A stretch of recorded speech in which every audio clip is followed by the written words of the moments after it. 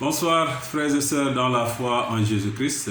Je vous salue tous dans le précieux nom de notre Seigneur et Sauveur Jésus-Christ et je vous souhaite la bienvenue dans notre deuxième cours sur la méthodologie d'une étude biblique. Ce cours est destiné à tous ceux qui veulent avoir une étude biblique personnelle, une étude biblique en famille ou enseigner à l'église dans une étude biblique ou même préparer un message pour le dimanche. La parole de Dieu, c'est l'instrument avec lequel nous devons marcher tous les jours en tant que croyants. Et je voudrais vous aider à pouvoir avoir une étude biblique correcte, précise, exacte, où nous restons dans le texte, nous ne sortons pas du texte. Les informations que nous présentons aux gens soient des informations que nous tirons de la Bible. Et c'est ça que les spécialistes appellent l'exégèse, mais qu'on ne prend pas nos propres idées pour les mettre dans la Bible. Et toute étude biblique, comme je dis à tout le monde toujours, tout ce que nous faisons, s'il n'y a pas de résultat, ça amène de la frustration. Tout travail sans résultat amène de la frustration. C'est pourquoi, également, si nous menons une étude biblique sans résultat, nous pouvons être frustrés. N'oubliez pas, dans le premier cours, je vous ai donné 3 clés. La première clé, c'est l'observation. La deuxième clé, c'est l'interprétation. La troisième clé, c'est l'application. L'application, c'est ça qui amène le fruit. L'application, c'est ça qui amène le résultat. Mais si nous ratons l'observation, bien évidemment, nous raterons l'interprétation et nous aurons une mauvaise application. Je dis toujours également que l'interprétation, c'est tout simplement décortiquer le résultat, les outils que nous avons collectés pendant l'observation. Donc nous allons passer du temps dans l'observation. Le premier cours, c'était sur la présentation, mais aussi sur l'observation. Et le deuxième cours restera toujours sur l'observation. J'ai toujours mon cahier et je suis en train d'écrire ce que je vous présente. Et vous l'aurez en fascicule. Nous avons déjà produit un module sur comment animer de petits groupes d'études bibliques. Et nous allons vous présenter également cet enseignement sous forme de livret que vous pourrez avoir. La deuxième partie de l'observation que je voudrais vous présenter en ce moment, c'est la méthodologie de la lecture. L'observation est dans la lecture. Une bonne lecture facilite une bonne observation. Mais le problème, c'est que tout le monde ne sait pas lire. Tout le monde ne sait pas lire. Il faut savoir lire. Et je vais vous citer quelques stratégies de lecture. Quelques stratégies de lecture. La première stratégie, c'est ce que j'appelle il faut lire avec une perspective. Quand vous lisez votre Bible, il ne faut pas être neutre. La lecture de la Bible, c'est quelque chose d'important. Quand le médecin se réveille le matin, il achète un journal. La façon dont il aborde le journal est différente d'une analyse ou d'une échographie ou d'une radio. En tout cas, que le même médecin avait commandé à son collègue, s'il reçoit le rapport, la façon dont il aborde ce rapport est différente de la façon dont il va aborder la lecture d'un journal. Quand un médecin lit un journal, il le lit en étant neutre. Quand le pilote doit décoller et qu'on lui envoie les informations de la météo, la façon dont il va aborder la lecture des informations de la météo qu'il a reçues est différente de la façon dont il va lire un magazine du sport. Voilà un peu la façon dont nous devons ici aborder notre lecture de la Bible. Ne doit pas être une façon neutre. Ça doit être une lecture avec une perspective. Et la Bible nous dit dans le livre des Proverbes au chapitre 2, le verset 4 et 5, il dit quoi? La Bible dit, si tu la cherches comme l'argent, si tu la poursuis comme un trésor, si tu la poursuis comme un trésor, alors tu comprendras la crainte de l'Éternel et tu trouveras la connaissance de Dieu. La lecture, nous devons la chercher, nous devons la poursuivre comme quelqu'un qui cherche de l'argent ou comme quelqu'un qui cherche de l'or. Ainsi, nous connaîtrons la crainte de Dieu. Voyez, quand le médecin lit un bulletin médical, ce qu'il recherche dedans, c'est les signes vitaux. Quand vous lisez la Bible, vous devez chercher la crainte de Dieu dedans. En tant qu'enfant de Dieu, vous devez savoir, nous devons savoir que la parole de Dieu est la seule vérité qui transforme nos vies. Il faut lire la Bible en y recherchant Dieu. Il faut lire la Bible en y recherchant sa propre vie, en étant impliqué, en s'y retrouvant. Voyez, toute étude biblique doit dégager, doit nous donner des éléments qui sont une nourriture spéciale pour notre vie spirituelle. Donc la première méthode de lecture de la Bible, c'est lire avec une perspective. Il ne faut pas lire en étant neutre. Il faut lire en y recherchant les signes vitaux de votre vie spirituelle. La deuxième méthode, c'est lire de façon répétitive. Il faut lire plusieurs fois le texte. Et pour cela, il doit y avoir une méthode de lecture. C'est pourquoi j'appelle cela une méthodologie d'étude biblique. Quand vous attendez, qu'on vous dit dimanche, vous allez prêcher. Quand vous attendez, qu'on vous dit ce soir, c'est vous qui animez l'étude biblique à la maison. Ou qu'on vous dit mercredi, c'est vous qui animez l'étude biblique à l'église. Pour commencer à chercher votre texte, vous n'avez pas de stratégie de lecture. Mais vous devez avoir, en tant que chrétien, une stratégie de lecture. Et la première stratégie que je vous conseille, c'est qu'il faut prendre un livre et de lire entièrement. Par exemple, je prends le livre des Actes, je le lis en un seul jour. Ou je prends le livre de Matthieu, je le lis en un seul jour. Pourquoi en un seul jour? Parce que chaque livre de la Bible est écrit avec un thème général. Il y a un message de fond qui traverse tout le livre.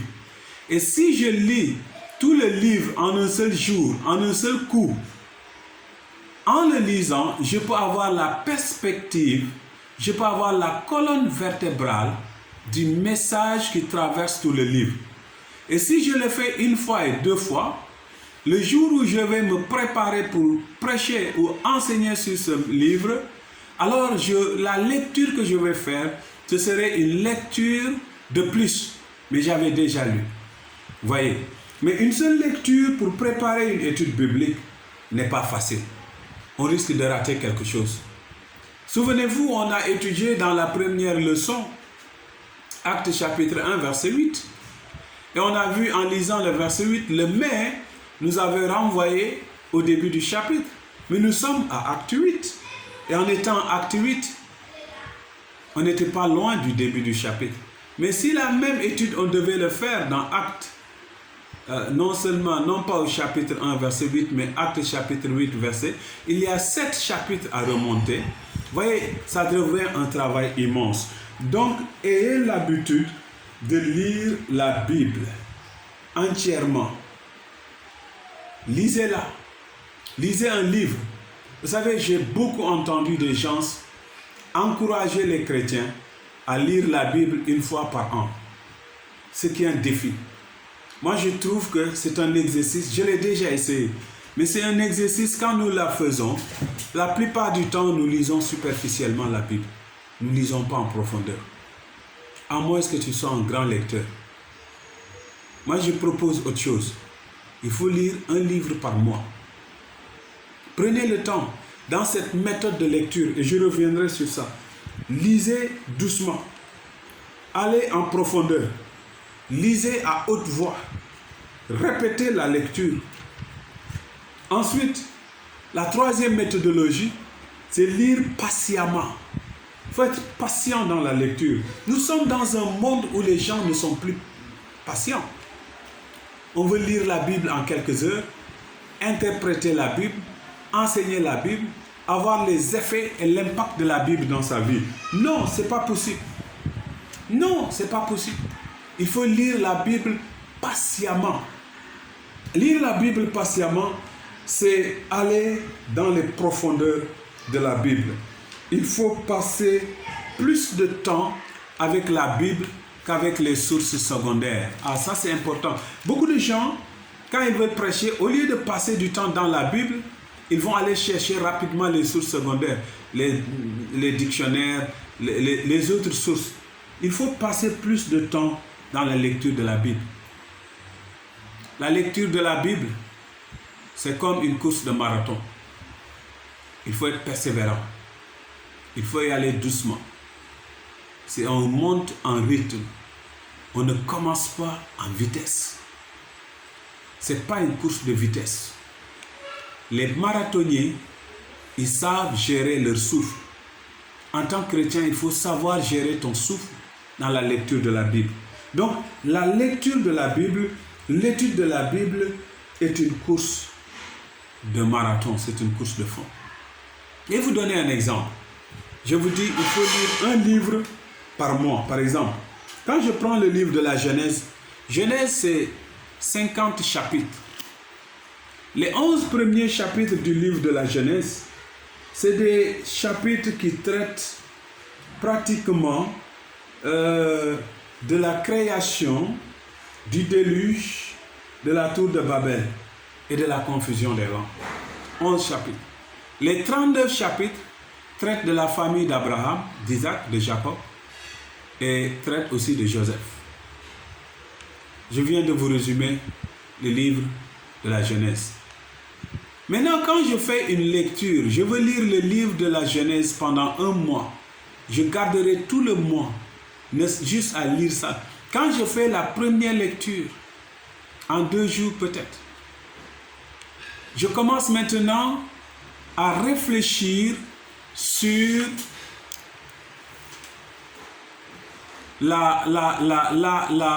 qu'est-ce que je consacre.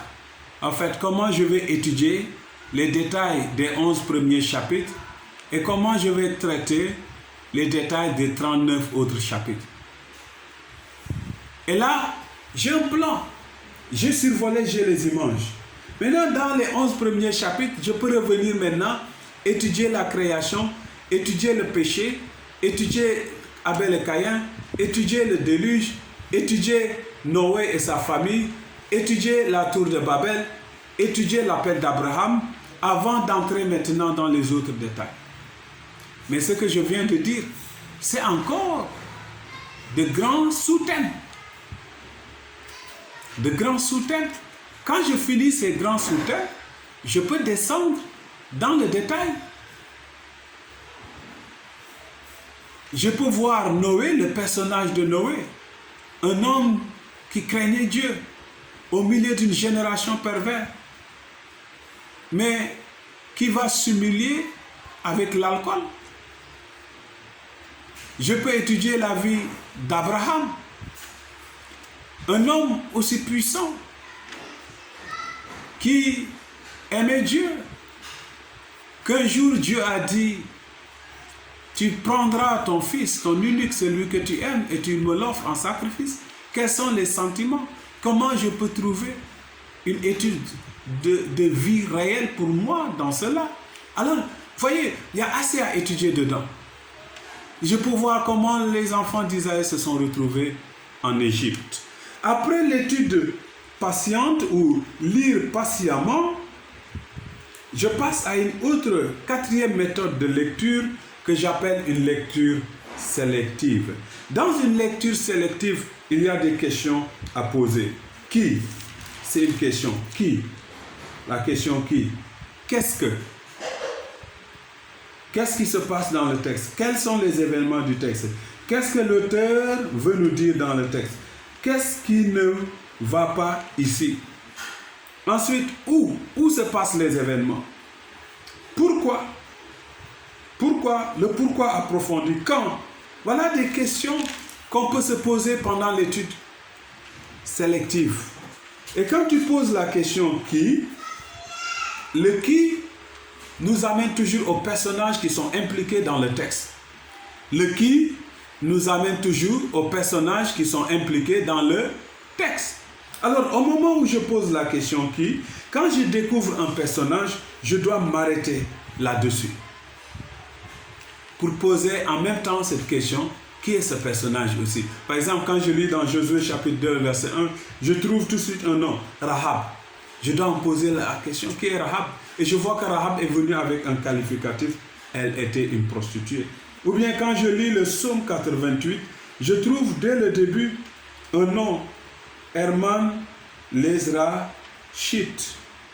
Quand je fais une recherche qui était l'Ezrachite, je pourrais découvrir des éléments très intéressants. Parce que quand vous lisez le psaume 88, vous trouvez que c'est un psaume de complainte.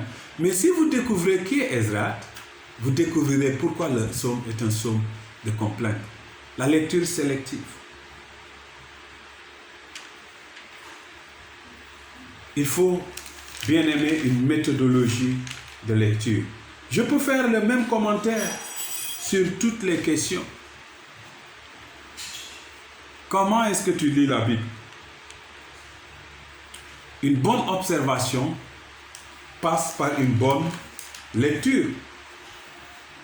Une bonne observation passe par une bonne lecture. Cinquièmement, il faut lire dans la prière. Je ne dis pas avant la prière, mais dans la prière. Beaucoup de gens pensent que pour une bonne lecture, il faut lire seulement. Il faut prier et lire. Non, pendant que je lis, je dois écouter le Saint-Esprit. Je dois m'arrêter et prier. Je dois prendre certains versets de la Bible, je prie avec. Face à une bonne lecture. Voilà la deuxième partie de la méthodologie d'une lecture, c'est avoir une lecture méthodique, d'une observation. La deuxième partie d'une bonne observation, c'est avoir une lecture méthodique. Maintenant, tout ce que j'ai dit et fait jusqu'à présent, je l'ai fait autour d'un verset de la Bible. Mais un enseignement, ce n'est pas seulement sur un verset. La deuxième partie, c'est comment étudier un paragraphe. Comment étudier un paragraphe? Il y a l'étude d'un verset, il y a l'étude d'un paragraphe, il y a l'étude d'une section. Comment étudier un paragraphe? Voici ce qui sera notre prochaine leçon. Frères et sœurs dans la foi en Jésus-Christ. La parole de Dieu, elle est importante. Il est écrit dans 2 Pierre, chapitre 2, le verset 2, que nous devons, comme des nouveau-nés, aspirer. 1 Pierre, chapitre 2, c'est 1 Pierre. Corrigez avec moi, c'est 1 Pierre, chapitre 2, verset 2. Il dit, désirez comme des enfants nouveau-nés le lait spirituel et pur, afin que par lui vous croissiez pour le salut. Il faut désirer comme des enfants nouveau-nés la lecture de la parole de Dieu. La différence entre les croyants, c'est combien tu es proche de ta parole. Un nouveau-né, il désire. Un nouveau-né, il a toujours de l'appétit. Que l'Éternel Dieu vous bénisse. Je prie au nom de Jésus. Seigneur Dieu d'Abraham, d'Isaac et de Jacob, bénis tout homme, toute femme qui suit ce cours et ouvre leur intelligence. Donne-leur la patience. Donne-leur le don et le talent pour étudier la parole et l'enseigner. Que l'Éternel Dieu dépose sur ta vie, toi qui suis cette vidéo, une onction d'enseignant, de docteur, de prophète, de la parole de Dieu, d'apôtre, d'évangéliste, de pasteur de l'évangile de Jésus-Christ. Je le déclare sur toi et qu'il en soit ainsi, au nom de Jésus. Abonnez-vous à notre site, abonnez-vous à notre chaîne YouTube et que Dieu vous bénisse infiniment. Shalom.